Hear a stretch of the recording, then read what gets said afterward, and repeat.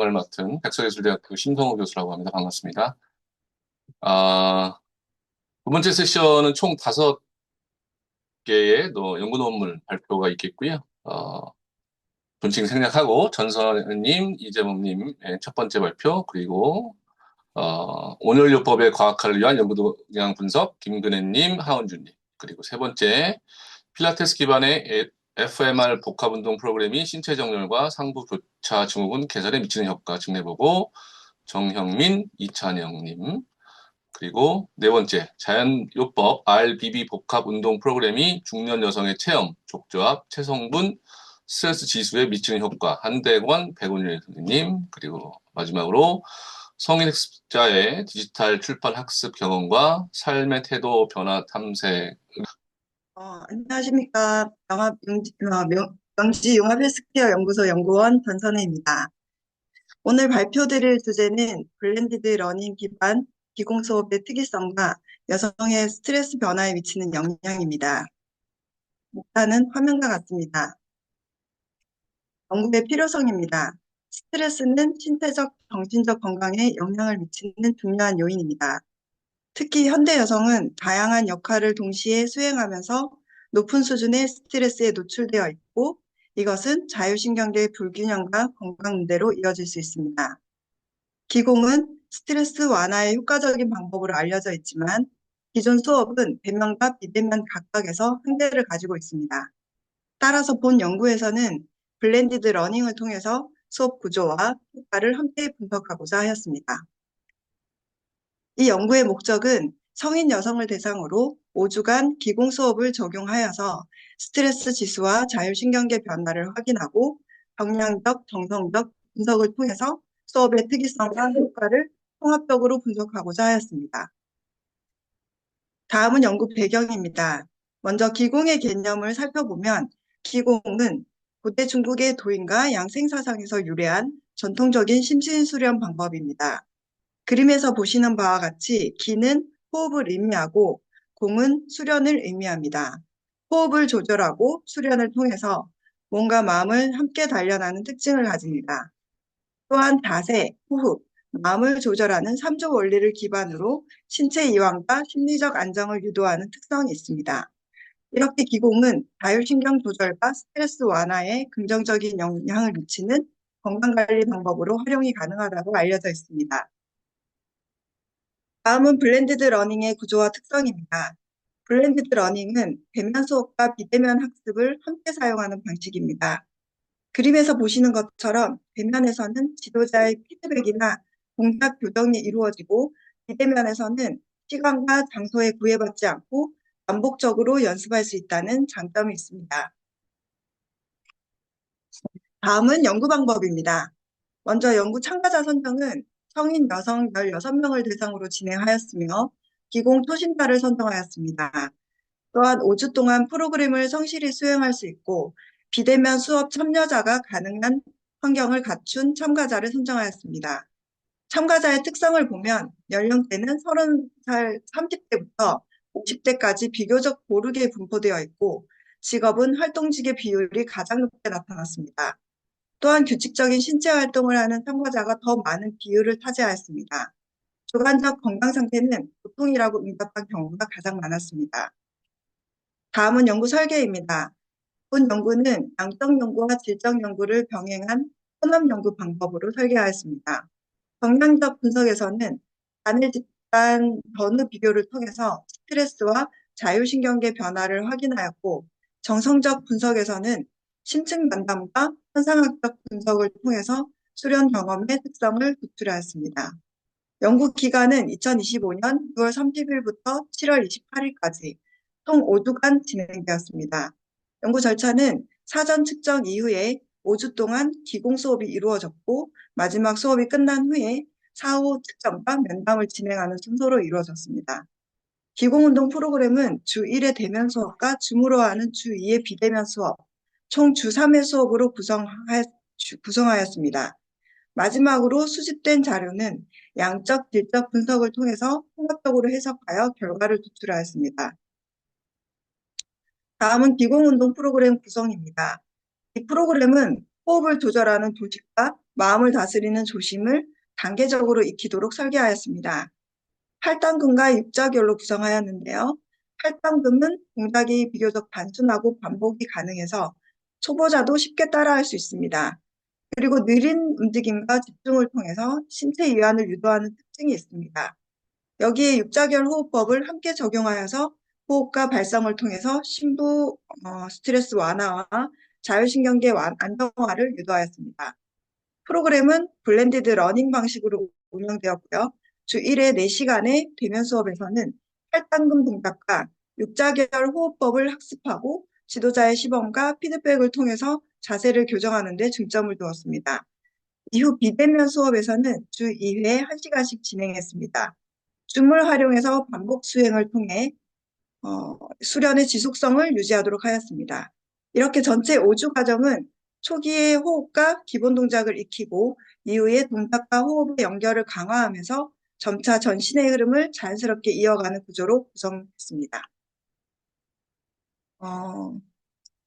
이 사진은 왼쪽 사진은 대면 수업이고요. 오른쪽은 비대면 수업 장면입니다. 다음은 측정 도구입니다. 먼저 양쪽 도구는 유교맥박 측정기를 사용해서 스트레스 지수와 심박 변이도를 분석하였습니다. 이 장비는 손가락에 센서를 부착해서 빛을 이용해 혈류 변화를 측정하는 광용적 맥파 방식으로 심박 간 간격을 분석해서 자율신경계 상태를 평가하는 원리입니다.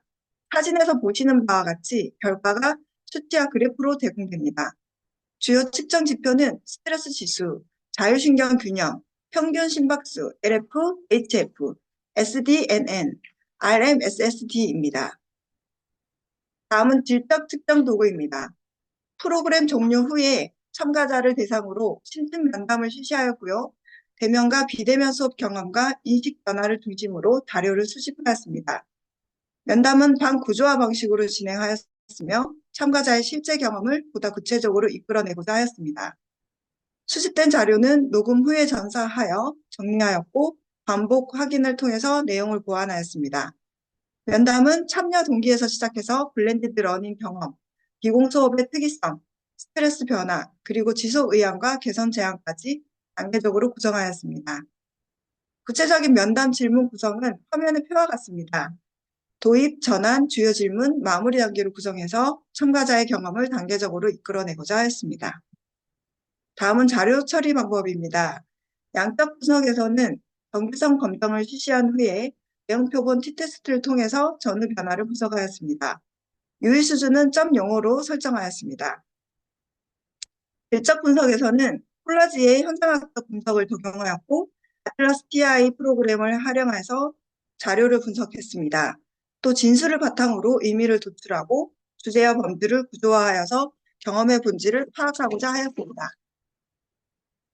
구체적인 분석 방법을 살펴보면 콜라지의 현상학적 분석 절차를 적용하여서 총 7단계에 걸쳐서 자료를 분석하였습니다. 상세한 내용은 자료 화면을 참고하시기 바랍니다. 다음은 연구 결과입니다. 먼저 정규성을 검증하기 위해서 샤피로-윌크 검정을 실시한 결과 모든 변수에서 정규성 가정을 충족하였기 때문에 내용 표본 t테스트를 실시하였습니다. 그 결과 전후 비교에서 스트레스 지수는 유의하게 감소한 것으로 나타났습니다.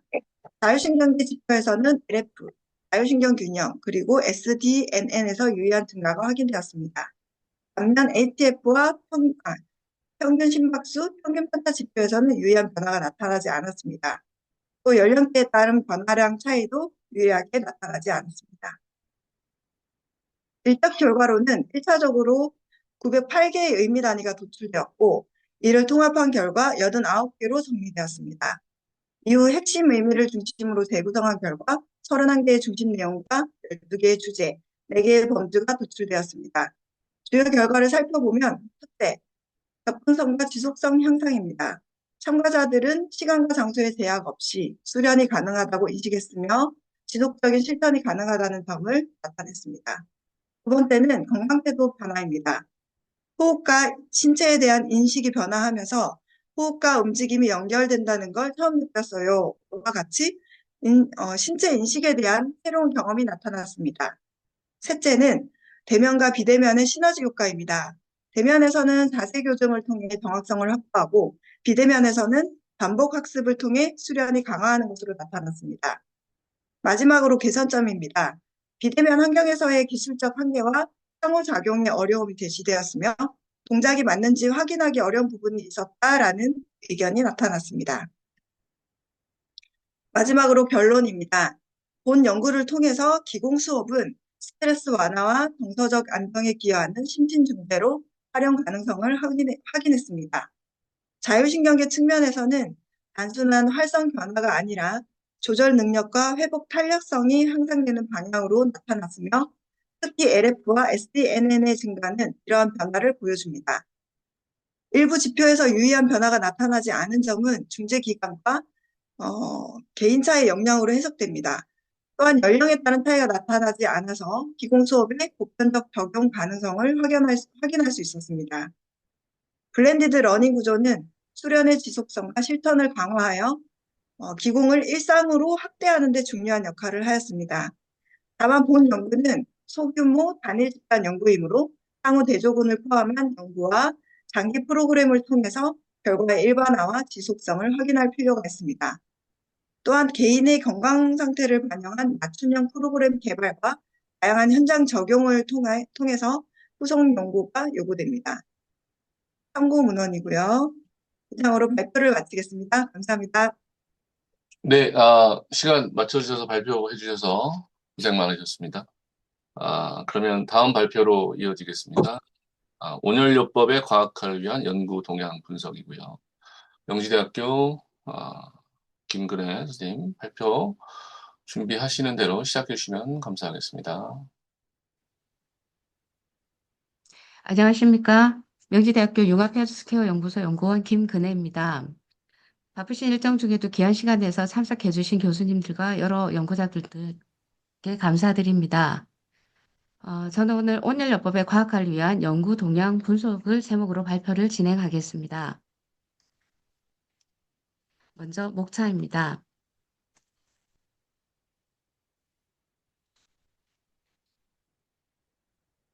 연구 배경에 대해서 먼저 말씀드리겠습니다.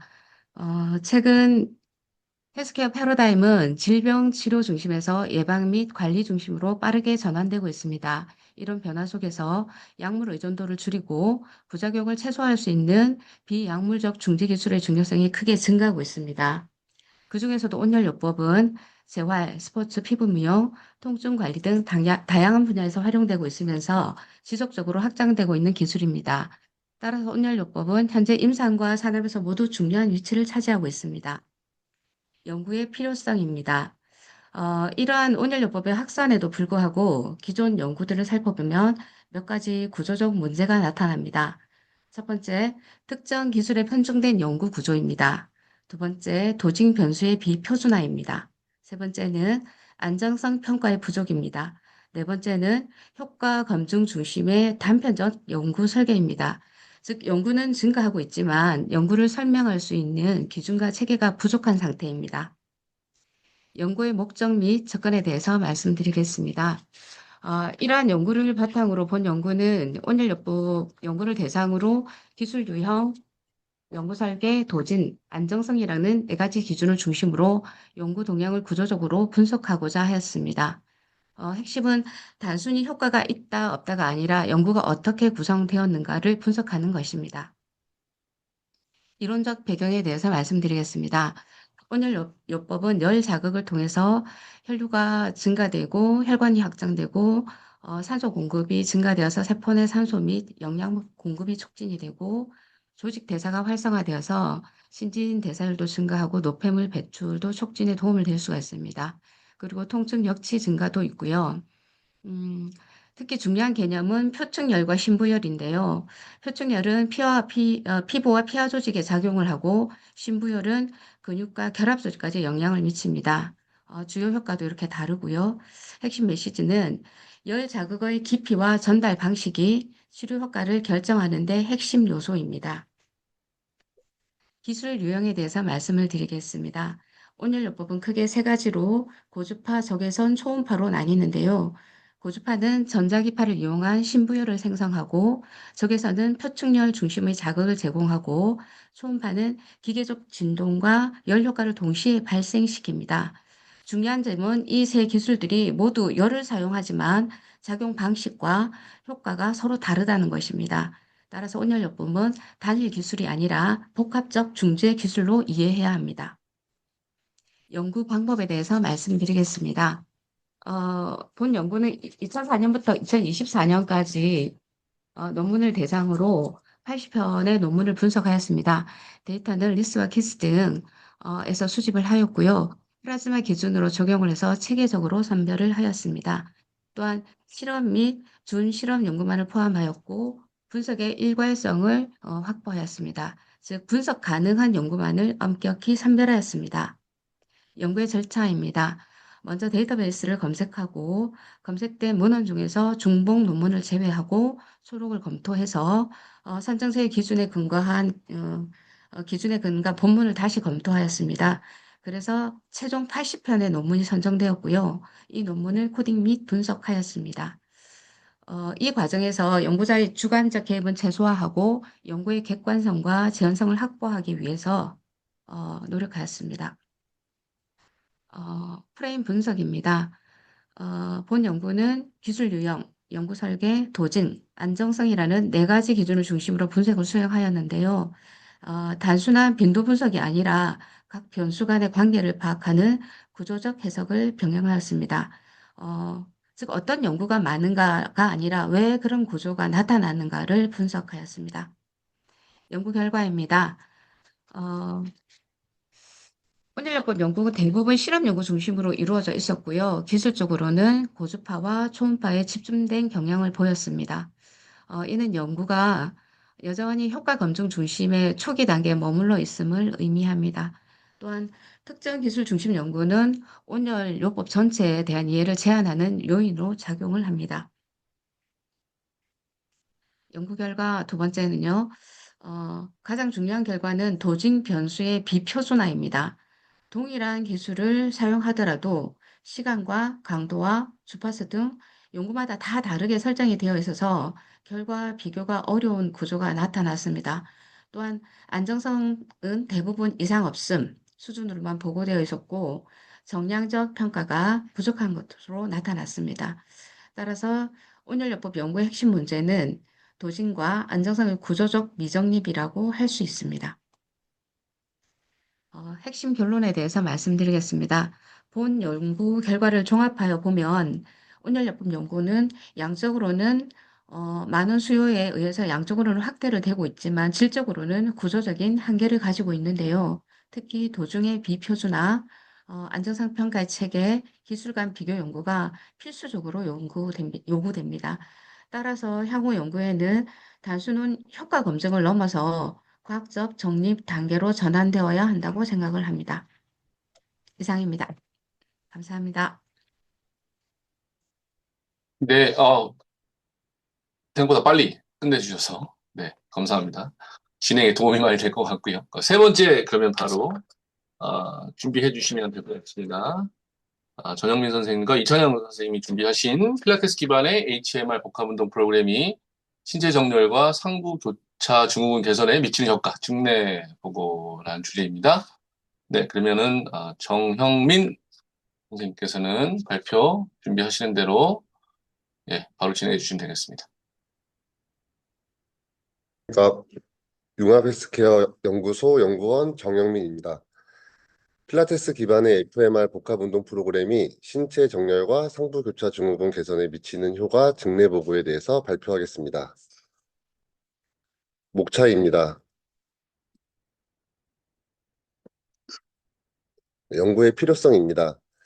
현대 사회에서 자식 생활과 디지털 기기 사용의 증가는 전방머리 자세와 신체 정렬 불균형의 증가로 이어지고 있으며 이는 경부 통증과 기능적 움직임 저하의 발생과 관련되어 있습니다.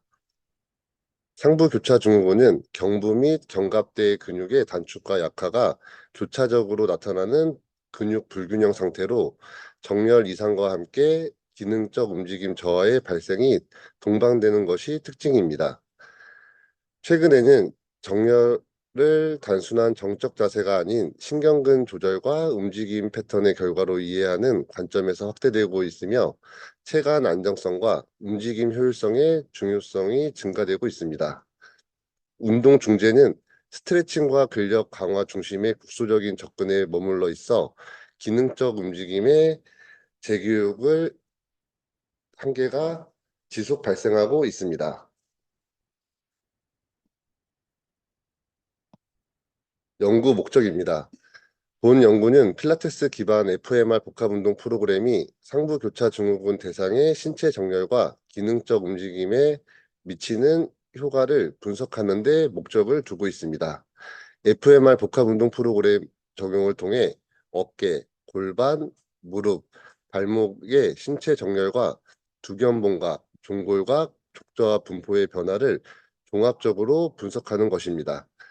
정렬을 단순한 정적 자세가 아닌 신경근 조절과 움직임 패턴의 결과로 해석하고 기능적 움직임 개선의 관계를 확인하는 것입니다. 이론적 배경입니다.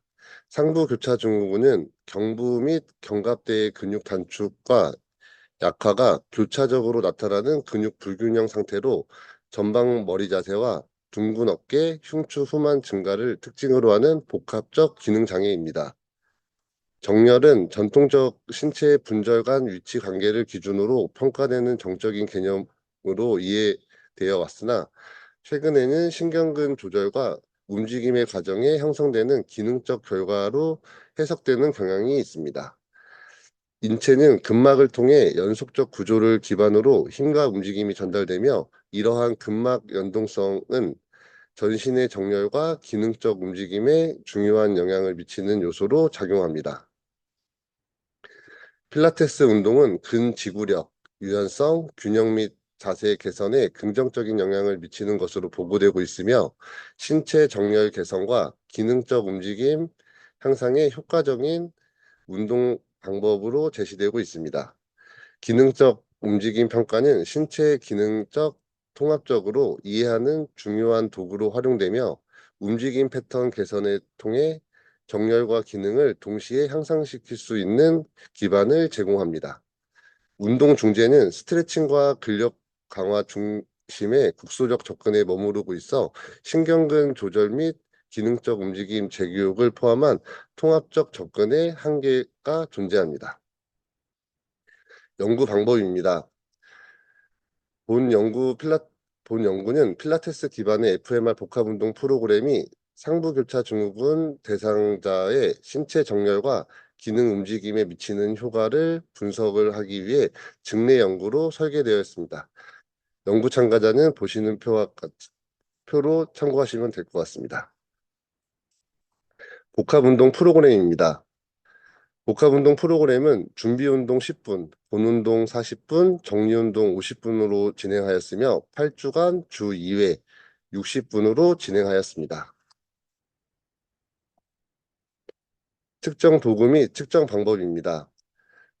측정은 중재 전후 동일한 조건에 실시하였으며 신체 정렬과 기능적 움직임을 종합적으로 평가하였습니다.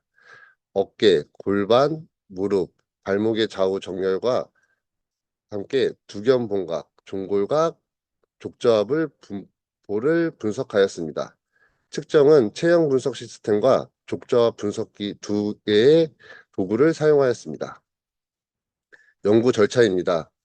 본 연구는 사전 측정 중재, 사후 측정의 구조로 진행되었으며 먼저 사전 측정을 통해 대상자의 신체 정렬과 기능적 움직임 상태를 평가한 후 8주간 FMR 복합운동 프로그램을 적용하였습니다. 이후 동일한 사후 측정을 실시하여 중재 전후 변화를 비교 분석하였습니다. 자료 처리 방법입니다. 본 연구는 수집된 자료를 통계적 분석을 통해 중재 전후 변화를 비교하는 방식으로 처리하였습니다. 각 측정 변수에 대해 평균과 표준 편차를 산출하는 기술 통계 분석을 수행하였습니다. 중재 전후 차이 검증을 위해 대응 표본 T 검정 T-테스트를 실시하였습니다. 통계적 유의 수준은 0.0으로 설정하여 분석 결과의 유의성을 판단하였습니다. 분석 결과는 표와 그래프를 활용하여 시각적으로 제시하였습니다. 연구 결과입니다. 본 연구 결과는 필라테스 기반의 FMR 복합운동 프로그램 전후 대부분의 대상자에서 신체 정렬의 긍정적인 변화가 나타났습니다. 특히 골반과 무릎 정렬에 높은 개선 효과가 확인되었으며 어깨와 발목 정렬에도 전반적인 개선 경향이 나타났습니다. 두경봉각은 모든 대상자에 감소하여 전방머리 자세의 개선이 확인되었으며 경부 정렬과 정렬의 정상화 경향이 나타났습니다. 또한 종골각은 0도에 근접하는 방향으로 변화하여 하지 정렬의 개선에 관찰이 되었습니다. 족저압 분석은 좌우 체중 분포의 균형이 향상되었으며 전후 방향의 압력 분포 또한 안정화되어 되는 경향이 나타났습니다. 이는 체간의 안정성과 신경근 조절 능력 향상에 따른 기능적 움직임 개선에 효과적인 것을 볼 수 있었습니다. 참가자의 비교 분석한 사진입니다. 좌우 정렬에서의 변화와 두견봉각, 전방머리 자세에 대한 변화입니다. 그리고 하지 종골각이라고 해서 아킬레스건 쪽에 대한 변화입니다. 그리고 족저압을 통해서 체중 분포도의 변화를 볼 수 있었습니다. 결론 및 제언입니다. 결론은 연구 결과 어깨, 골반, 무릎, 발목의 신체 정렬에서 전반적인 개선이 나타났으며 특히 골반과 무릎 정렬의 높은 교정 효과가 확인되었습니다. 두견봉각의 감소를 통해 전방머리 자세의 개선이 확인되었고 종골각 변화는 하지 정렬의 정상화 경향이 나타났습니다. 족저압 분석 결과 좌우 체중 분포와 균형 조절 능력이 향상된 것을 확인되었습니다. 제언입니다. 본 연구 결과는 필라테스 기반의 FMR 복합 운동 프로그램이 단순한 근력 강화나 스트레칭을 넘어 신체 정렬과 기능적 움직임을 통합적으로 개선하는 데 효과적인 중재 방법입니다. 정렬은 고정된 자세가 아니라 신경근 조절과 움직임 과정에 형성되는 기능적 결과라는 점에서 향후 운동 중재는 정적 정렬 교정보다는 기능적 움직임 재교육 중심으로 접근할 필요가 있습니다. 본 연구는 소규모 증례 연구로 일반화에 한계가 있으므로 향후 대규모 대상과 대조군을 포함한 연구를 통해 결과를 확장할 필요가 있습니다. 또한 장기적인 효과를 검증하기 위한 추적 연구와 다양한 대상군을 포함한 연구 추가적으로 보입니다. 참고 문헌입니다. 경청해 주셔서 감사합니다. 네, 수고 많으셨습니다. 안녕하십니까. 명지융합헬스케어 연구소 연구원 한대권입니다. 오늘 발표드릴 주제는 자연요법 RBB 복합운동 프로그램이 중년 여성의 체형, 족저압, 체성분, 스트레스 지수에 미치는 효과입니다. 초고령화 사회로 빠르게 진입하고 있으며 40, 50대 여성은 폐경 전후 시기를 겪으면서 호르몬 변화로 인해 골밀도와 근육량이 감소하고 체중 증가나 척추 질환 같은 근골격계 문제가 동반될 가능성이 높아집니다. 또한 이 시기는 신체 변화뿐 아니라 심리적 스트레스와 자율신경계 불균형도 함께 나타나기 때문에 단순 근력 운동이나 스트레칭만으로는 충분하지 않습니다. 따라서 본 연구는 구조적 정렬 개선, 자율신경 안정화, 체성분 개선을 동시에 목표로 하는 통합적 프로그램의 필요성에서 출발하였습니다. 다음은 연구 설계입니다. 본 연구는 단일 집단 사전 사후 실험 설계로 진행하였습니다. 연구 대상은 KC 소재 B 체형관리센터를 방문한 40에서 60대 사이의 중년 여성이었고 연구 기간은 2025년 2월 17일부터 4월 23일까지 총 8주간 프로그램은 주 2회 회당 80분씩 진행하였으며 이 중 수동운동 60분, 능동운동 20분으로 구성하였습니다. 다음으로 RBB 복합운동 프로그램에 대해 설명드리겠습니다. 이 프로그램은 단순히 근육을 강화하는 운동이 아니라 신체의 구조적 정렬 개선, 체액순환 촉진, 자율신경계 회복을 동시에 목표로 설계된 통합 중재 프로그램입니다. 세부적으로 보면 첫째, 체형 정렬을 바로잡아 물리적 균형을 회복하도록 하였으며 둘째, 체액순환 촉진으로 전신대사 환경을 개선하고 셋째, 자율신경계 회복을 통해 심신 안정과 항스트레스 능력과 넷째, 요부 안정화 운동을 통해 움직임의 효율성을 높이고자 하였습니다. 즉, 신체의 외형적 정렬과 내부 생리 기능을 함께 다루는 점이 본 프로그램의 핵심이라고 볼 수 있습니다. 프로그램 프로토콜입니다. PPT를 참조해 주시면 좋겠습니다. 연구 참가자에 대해 말씀드리겠습니다. 대상자는 40에서 60세 중년 여성을 공개 모집 방식으로 선정하였고 평균 연령은 52세였으며 참가자의 91.7%가 2년 이상의 유증상자였습니다. 초기 모집 인원은 15명이었지만 중도 탈락자를 제외하고 최종적으로 12명이 연구에 참가하였습니다. 측정 도구를 말씀드리겠습니다. 먼저 3D 체형 측정기 엑스바디 370을 사용하여 어깨와 골반의 비대칭 그리고 거북목과 골반 경사 같은 신체 정렬 상태를 측정하였습니다. 두 번째로 족저압 측정기 IWS-550을 사용하여 좌우 발의 체중 분포와 전후 하중 비율을 분석하였습니다.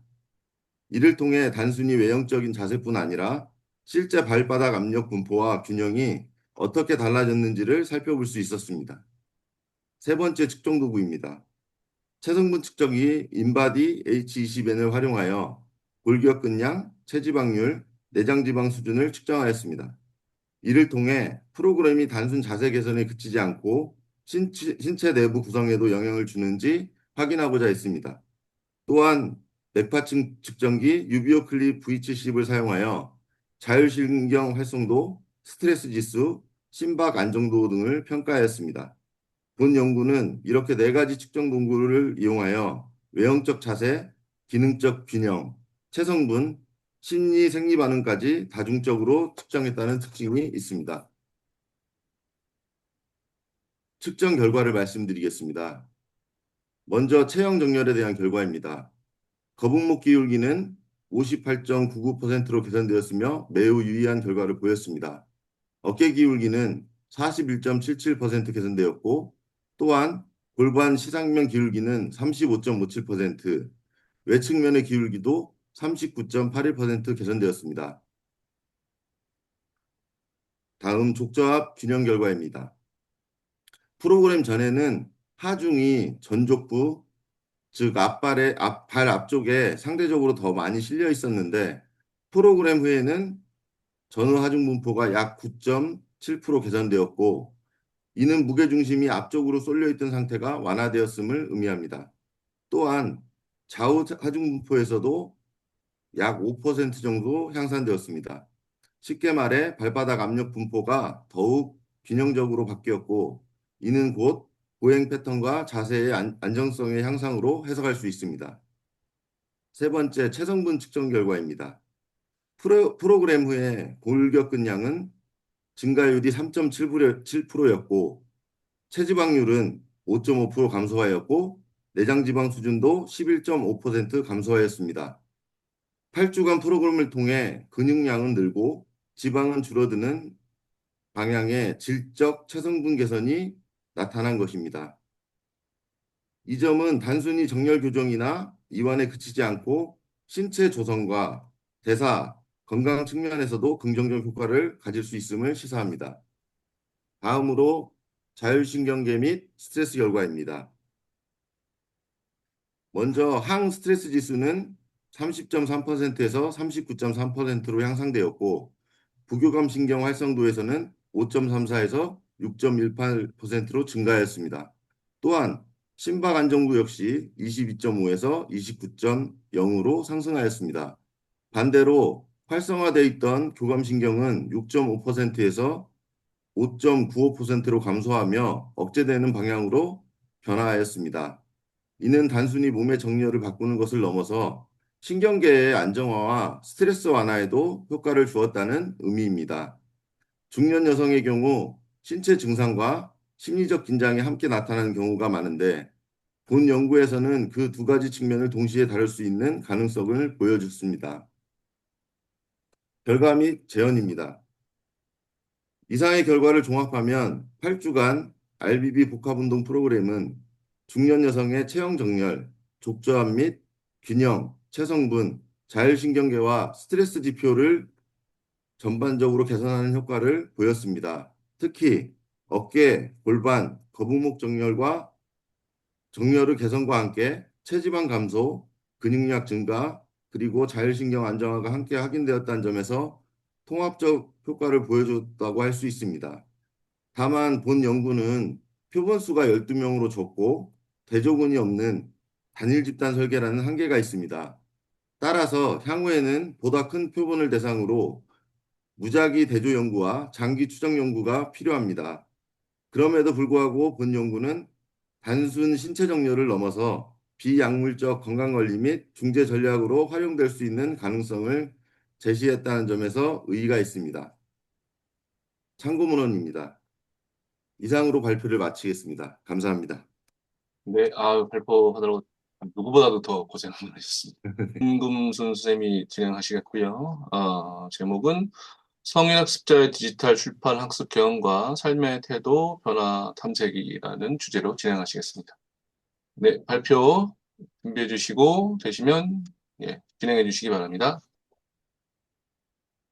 명지융합 헬스케어 연구소 연구원 민금순입니다. 지금부터 발표를 시작하겠습니다.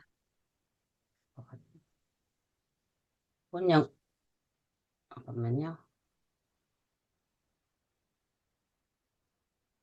본 연구는 성인 학습자의 디지털 출판 학습 경험과 삶의 태도 변화 탐색으로 지우르기의 기술적 현상학 접근을 통해 분석한 연구입니다.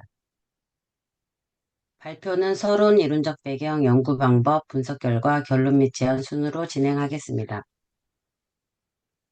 서론입니다. 최근 디지털 전환이 가속화되면서 사회 전반의 구조가 변화하고 있어 디지털 리터러시는 필수 역량으로 부상하고 있습니다. 특히 고령층을 포함한 중장년 성인 학습자의 디지털 역량 강화는 필수 과제로 인식되고 있으며 이 가운데 디지털 출판은 자기 표현과 학습 동기, 사회적 소통을 확장하는 디지털 리터러시의 핵심 영역으로 주목받고 있습니다. 그러나 디지털 연구는 전자책 시장이나 디지털 도구 역량에 집중되어 있어 50대 이상 성인 학습자의 디지털 출판 학습 경험과 삶의 태도 변화를 심층적으로 탐색한 연구는 부족한 실정입니다. 따라서 본 연구는 지우르기의 기술적 현상학적 방법을 적용하여 해당 경험의 본질 구조를 규명하고 평생교육 현장에서 디지털 리터러시 교육 및 디지털 출판 교육 프로그램의 설계를 위한 시사점을 제시하고자 합니다. 다음은 이론적 배경입니다. 이상하게 갔지. 죄송합니다.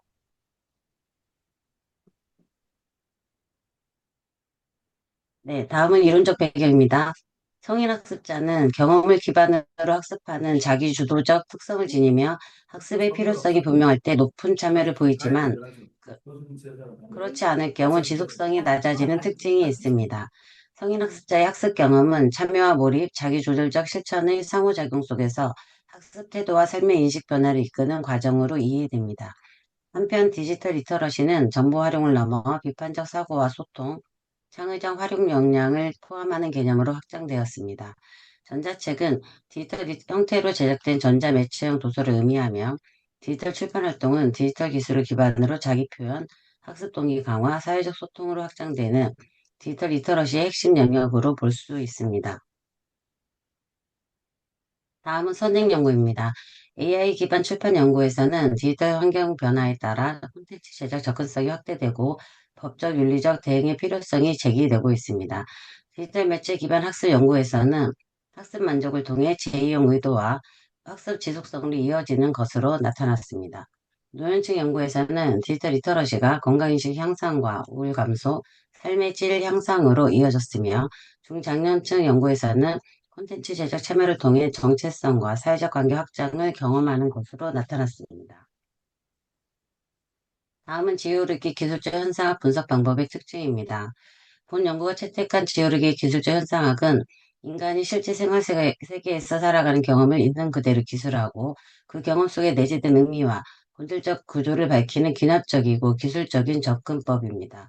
지오르기 현상학 분석은 인간과학을 기반으로 하며 현상학의 창시자 후설의 기술적 현상학과 메를르 퐁티의 지각 중심 현상학을 토대로 인간 경험의 본질을 기술하는 기술적 현상학을 발전시킨 방법으로 개별 참가자의 구체적인 체험 속에 내재된 의미를 파악하여 본질적 구조를 밝히는 데 적합한 분석 방법입니다. 테오리 방법은 연구 선생님을 철저히 배제하는 판단 중지를 유지한 채 참가자의 경험을 왜곡 없이 있는 그대로 기술하는 데 중점을 두며 자유변경법과 현상학적 방법을 통해 경험의 의미를 탐색합니다. 또한 반복적 환원과 본질 직관을 통해 경험의 핵심 의미를 도출하고 이를 바탕으로 개별적 상황 구조와 공통된 일반적 구조를 제시합니다. 이러한 접근은 인간 경험의 본질을 구조적으로 기술할 수 있어 인간 과학 분야에서 널리 활용되는 대표적인 기술적 현상학 분석 방법입니다. 다음은 연구 방법입니다.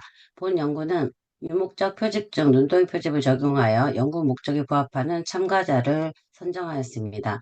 선정 기준은 50대에서 70대 성인 학습자로 디지털 출판 교육을 6개월 이상 이수하고 최소 5권 이상의 전자책 출판 경험을 보유하며 자신의 경험을 충분히 표현할 수 있고 자발적으로 연구에 동의한 자입니다.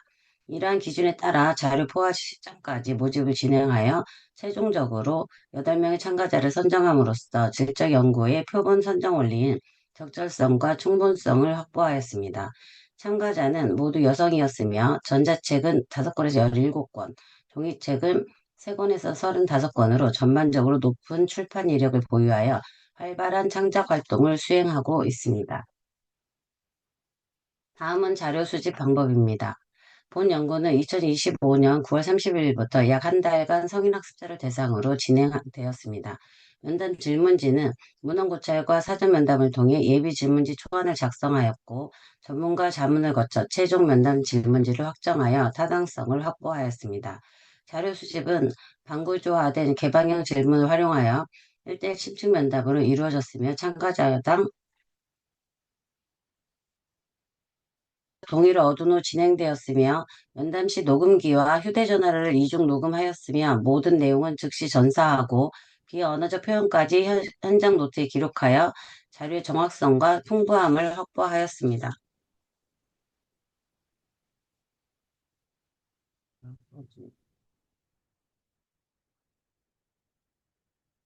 다음은 지오르기 자료 분석 방법입니다.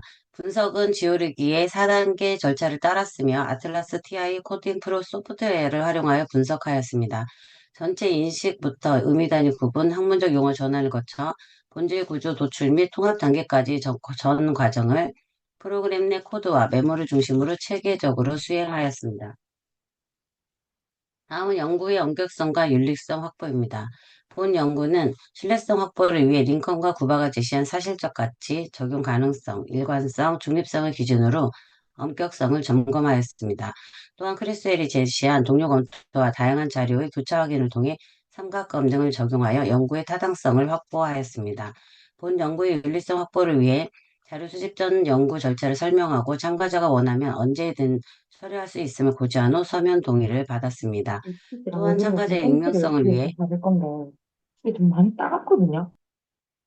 익명성을 위해 자료를 암호화해 관리하였으며 면담 종료 후에는 감사의 의미로 소정의 답례를 제공하였습니다. 다음은 분석 결과입니다. 아틀라스 TI를 활용한 코딩 결과 총 1276개의 의미 단위를 도출하였고 유사한 속성을 통합하여 83개의 통합된 의미 단위를 도출하였습니다. 통합된 의미 단위를 29개의 중심 의미로 구성하였으며 중심 의미를 6개의 주제로 구조화하였습니다. 표를 보시는 바와 같이 학습자의 경험은 초기 창작 참여 촉발에서 시작되어 이후 자신의 이야기를 표현하고 공유하는 과정에서 자아 표현을 실현하였으며 반복적인 학습과 피드백을 통해 학습을 지속해 나갔습니다. 이러한 과정은 정서적 성장과 삶의 의미 재구성으로 이어졌고, 궁극적으로는 자신의 삶과 학습 경험을 통합적으로 인식하는 변화로 확장되었습니다.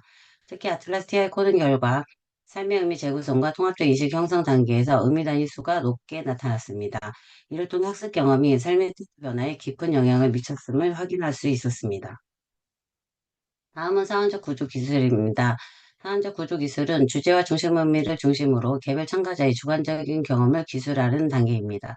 첫 번째 주제는 창작 참여 촉발 경험으로 참가자들은 주변인의 출판 사례를 보며 동기를 얻었습니다. 이는 잠재된 자기 표현 욕구가 사회적 관계를 통해 각성된 결과입니다. 두 번째 주제는 자아 표현과 자기 효능감으로 초기의 디지털 도구 사용의 어려움은 반복적 시도로 극복되었습니다. 이는 단순 기술 숙련을 넘어 강한 자기 효능감을 형성으로 이어졌음을 나타내고 있습니다. 세 번째 주제는 학습 지속성으로 가족의 초기 비판과 제약은 시간이 지나며 협조와 지지로 변화되었습니다. 이는 학습 지속성이 개인의 의지뿐만 아니라 가족의 인식 변화와 지원에 의해 강화됨을 보여주고 있습니다. 네 번째 주제는 정서적 성장으로 동료 학습자 간의 상호 교류와 공동체 기반 학습은 학습 과정에서 정서적 안정과 상호 지지를 형성하였습니다. 이는 학습 경험이 단순한 기술 습득을 넘어 정서적 성장과 학습 몰입으로 확장됨을 나타내고 있습니다. 다섯 번째 주제는 삶의 의미 재구성으로 디지털 출판 경험은 자기 표현과 성취를 확장시키며 점진적으로 자아 정체성을 강화하였습니다. 이는 창작 활동이 개인의 삶의 의미를 재구성하고 사회적 관계 확장으로 이어짐을 나타내고 있습니다. 마지막 여섯 번째 주제는 통합적 인식 형성입니다. 디지털 출판 경험은 성과 축적을 통해 출판의 사회적 의미와 책임 의식을 인식하게 하였습니다. 이는 학습 경험이 단순한 기술 활용을 넘어 지속 가능한 실천과 통합적 인식으로 확장됨을 나타내고 있습니다. 다음은 일반적 구조 기술입니다. 일반적 구조 기술은 공통적으로 드러난 본질적 주제와 그 구조적 관계를 중심으로 일반 구조를 기술하는 단계입니다. 이 구조의 핵심은 성인 학습자가 기술적 관계 맥락 속에서 폭발된 참여를 통해 자아 정체성의 재구성과 삶의 의미 확장으로 이어지는 통합적인 개인 발달로 나아가는 순환적 구조를 형성하고 있음을 보여주고 있습니다. 마지막으로 결론 및 제언입니다. 첫째, 본 연구는 참가자들이 수동적 학습자에서 창작하는 존재, 즉 작가로 정체성을 전환하고 삶의 의미를 재성찰하게 되었음을 규명했다는 점에서 학문적 의의를 지닙니다. 둘째, 교육 현장에서는 오프라인 혹은 합평 학습과 단계적 교육 모듈을 도입하여 접근성을 높이고 생성형 AI 기반의 창작 지원 체계를 구축함으로써 현장 적용의 실천적 시사점을 제시합니다. 실제 본 연구는 특정 지역 기반 표본이라는 한계가 있으므로 향후 혼합형 연구를 통해 자아상 전환과 디지털 역량이 성공적 노화 및 사회적 가치 실현에 기여하는 과정을 장기적으로 탐구할 필요가 있습니다. 이상으로 발표를 마치겠습니다. 경청해 주셔서 감사합니다. 첫 번째 논문, 예, 여성의 5주간 블렌디드 러닝 기간 기공 수업 특이성과 스트레스 지수 변화 고찰에 대해서 질문과 응답을 받도록 하겠습니다. 혹시 어떤 분도 질문하실 분이 계실까요? 용어들이 되게 많이 나오잖아요. LF, 뭐, SDNN, 뭐, RM, SSD라는 용어들을 모르는 사람들은 전혀 알 수가 없는 내용이기 때문에 처음에 그 단어의 영문 포기와 해석을 해주시면 모르는 사람들이 이제 이게 이런 거구나라는 얘기들을 할 수 있을 것 같아요. 그래서 그런 얘기들이 말 그대로 하시는 분들은 충분히 아시는 내용인데 모르시는 분들은 전혀 모르시는 내용이 될 수밖에 없으니까 그 부분에 대해서 설명을 해 주시면 좋을 것 같고요. 그리고 이거는 이게 그 아틀라스 프로그램이라는 제초 프로그램을 사용하셨는데 그냥 이게 지금 어떻게 나열되고 도출됐다는 얘기를 많이 해주셨는데 사실 이게 어떻게 분석하시고 어떻게 코드화를 시키는 그런 명을 창출하는 게 제일 중요한 거잖아요. 그 프로그램 단순히 그냥 프로그램이고 그 프로그램을 해석하고 코드화 시키는 거는 연구자의 몫이기 때문에 이 몫에 대해서 추후에 이제 논문이 제대로 이제 더 정비돼서 발표가 되실 때는 꼭 그 논문에 대해 그 내용을 좀 많이 써주시는 게 좋지 않을까라는 생각을 해봅니다. 뭐 이건 말 그대로 제 생각이니까 네 그렇게 마무리하겠고요. 두 번째 논문, 온열요법의 과학화를 위한 연구 동향 분석. 예, 여기서에 대해서 질문하실 사항이 있으신 분이 계실까요? 네, 저 박사 1차 신주희입니다. 온열요법에 대해서 보통은 기술적인 부분들을 많이 연구도 하고 하는데 이게 기술적인 부분이 아니라 온열요법에 대한 구조적인 부분을 분석을 한 이유가 좀 궁금합니다. 네, 좋은 질문 감사합니다. 온연료법은 그 단순하고 단일한 기술이 아니라 고주파, 초음파, 적외선 등 서로 다른 에너지를 기반으로 해서 기술들이 집합되어 있기 때문에 개별 기술 효과만 분석할 경우에는 전체적인 연구 흐름을 설명하기 어렵다고 판단을 했어요. 그래서 본 연구에서는 기술 유형, 도징, 안전성, 연구 설계를 포함해서 구조적으로 분석을 해서 접근을 적용하였습니다. 네, 이상입니다. 네, 답변이 되셨을 거라고 생각하고요. 혹시 또 네, 또 다른 분 질문 계실까요?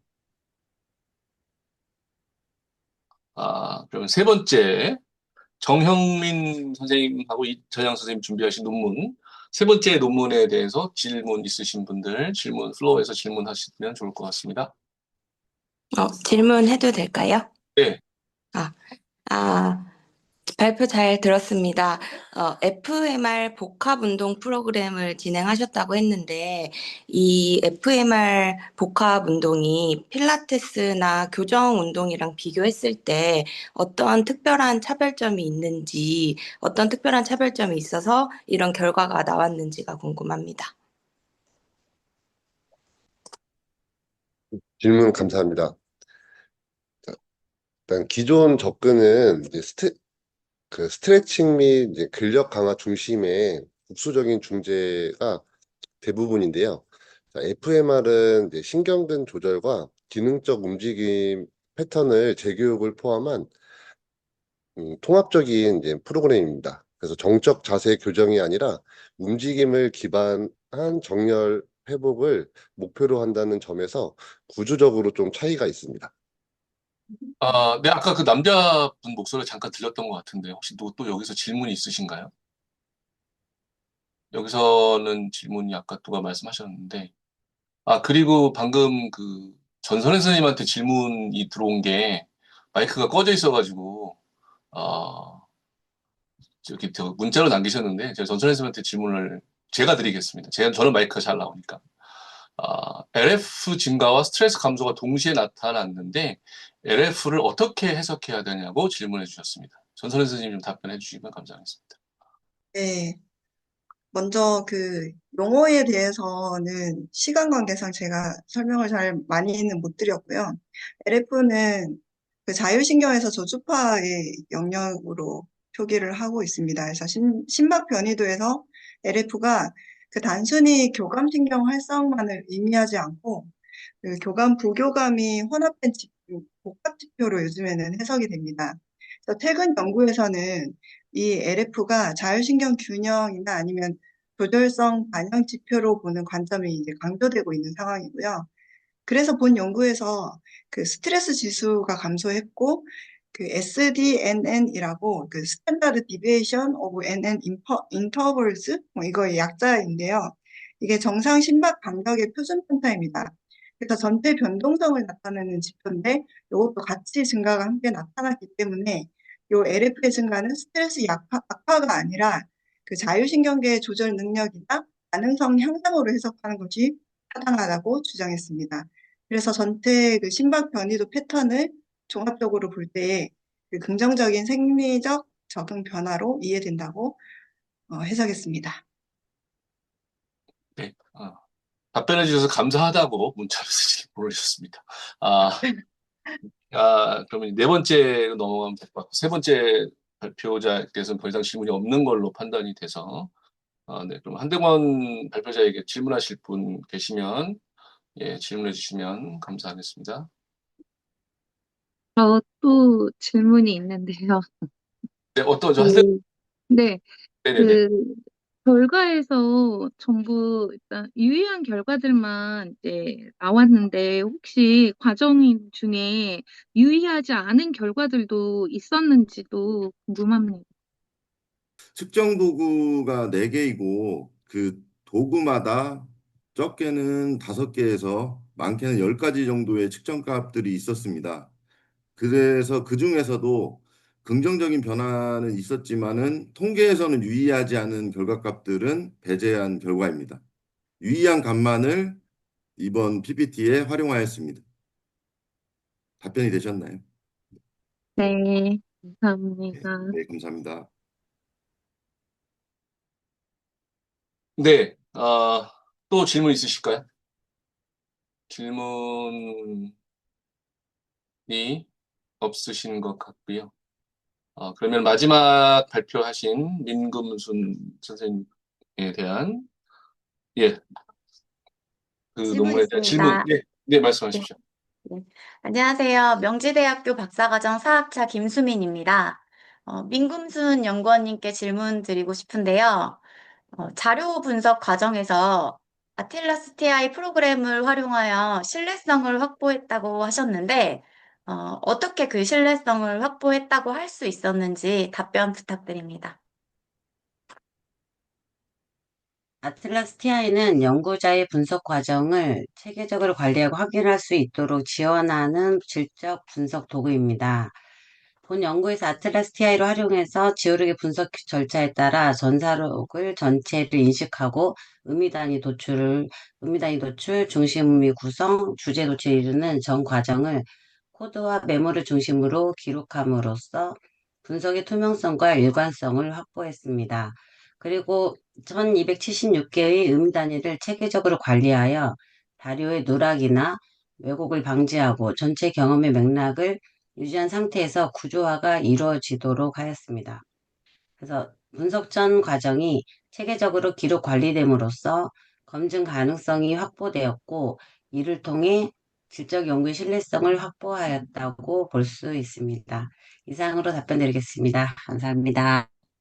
제가 발표 보면서 느낀 점들을 좀 말씀을 드릴 텐데, 첫 번째는 말씀을 드렸고, 두 번째 발표하시는데 그 PPT 되게 재밌는 게 그 엄격하고 공정하게 이렇게 분류하셨다고 하는데, 엄격하게 분류합니다. 예. 다 그렇게 하지, 그렇게 안 하는 사람이 어디 있겠습니까? 예, 다 그렇게 하니까, 그거는 그렇게 안 쓰셔도 될 것 같고요.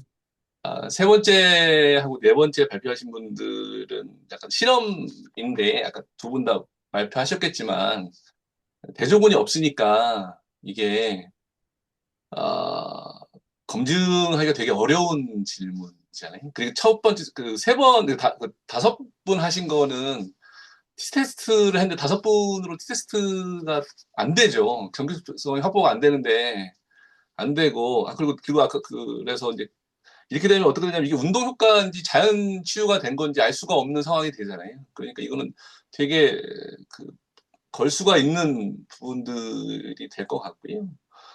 그리고 마지막에 우리 한대건 선생님 말씀하신 거 12명인데 아까 되게 그러니까 유의한 것만 쓰셨다고 하는데 그거는 되게 큰 문제가 생길 수 있습니다. 왜냐하면 그러니까 유의하지 않은 것들도 있고 그 유의하지 않은 거에 대한 설명 그리고 아까도 그 세 번째 발표에서 말했지만 그 어떤 부분에 개선이 안 된 부분이 있다면 두 분은 다 이렇게 운동 처방을 하시는 것 같은데 그거를 개선하기 위해서 다른 운동 처방을 쓰신다는 것들을 논문에 녹아내시는 게 훨씬 더 중요하다는 저는 생각이 듭니다. 그리고 아까 그 발표자께서 그 질문자께서 말씀하실 게 제가 궁금한 게 통계적으로는 p-value나 이런 것들 다 유의한데 이게 임상적으로 유의한 건지에 대한 의문도 생기잖아요. 그러니까 수치가 유의적으로 얼만큼 올라갔다고 해서 그게 임상적으로도 되게 효과가 있는 건지에 대한 것도 규명을 하셔야 되는 부분들이 있기 때문에 그 부분이 되게 힘드실 것 같다는 생각이 들고요. 그리고 마지막 논문은 결과가 잘 나올 수밖에 없는 주제입니다. 왜 그러냐면요. 이거는 다 쓰고 성공한 사람들만 대상으로 했어요. 실패한 사람들의 포지티브하고 네거티브한 감정은 아예 들어가지 않기 때문에 포지티브하니까 다 결과가 좋게 나올 수밖에 없죠.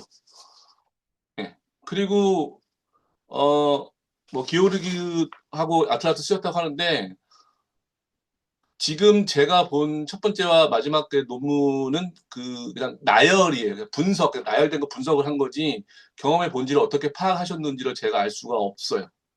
알 수가 없기 때문에 그거는 나중에 논문을 완성하셨을 때 되게 많이 좀 디벨롭을 하셔야 될 것 같고 성인학습자의 다섯 번째로 돌아와서 삶의 태도, 학습 경영 이런 것들은 뭐 자아 정체성이나 자아 효능감 이런 많이 그쪽에 나와 있는 그런 논문들이 있기 때문에 이쪽의 논문들을 가지고 이론들을 가지고 적합 해서 하시면은 훨씬 더 뭐라 그러죠? 좀 괜찮을 것 같고 그리고 마지막에 1차에서 안 되면은 2차, 3차는 전화나 카톡으로 뭐 응답받으셨다고 하셨잖아요. 근데 맨 밑에는 뭐라고 써 있냐면 그 비언어적 표현까지 다 본인이 캐치하셨다고 말씀하셨어요. 근데 카톡이나 전화로 어떻게 비언어적인 표현들을 다 할 수 있죠? 그러니까 그거는 앞뒤가 안 맞는 거죠. 그러니까 1차에서는 비언어적을 볼 수 있어도 2, 3차에 카톡이나 전화로 한 것들은 그건 빼야 되는 게 맞겠죠. 말이 안 맞는 거니까. 네, 그건 그렇게 해서 정리를 하셨고 다들 뭐 바쁘신 와중에 발표 되게 잘 들었고 들으신 분들도 열심히 하셨을 거라고 생각이 듭니다. 그래서 예상 시간보다 1분 더 오버가 됐고요. 3차 세션 3에는 또 다른 주제로 또 열띤 발표와 열띤 토론이 있을 예정입니다. 그래서 점심 식사 맛있게 하시고 또 1시에 또 뵐 수 있었으면 좋겠습니다. 따로 뭐 클로징 멘트는 없는 걸로 알고 있고 모두들 수고 많으셨습니다. 감사합니다.